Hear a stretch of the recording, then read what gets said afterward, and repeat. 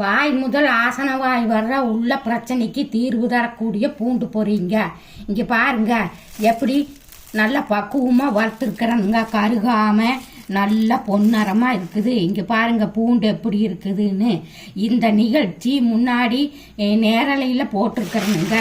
இந்த மாதிரி நீங்களும் செஞ்சு சாப்பிடுங்க.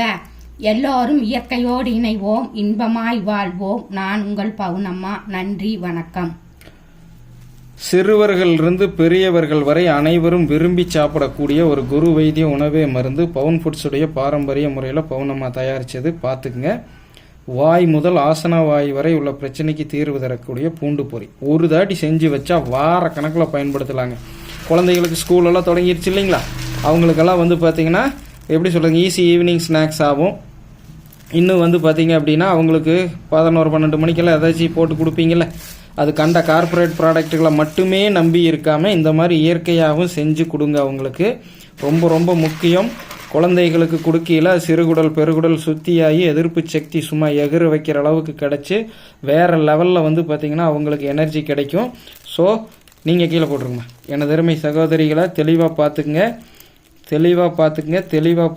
தி பெஸ்ட்டாக இருக்குது. பூண்டு எதுவுமே கருகலை. கடலைப்பருப்பு, உளுந்தம்பருப்பு, கடலை, நிலக்கடலை, பூண்டு என்ன பக்குவத்தில் இருக்குதுன்னு பாருங்கள்.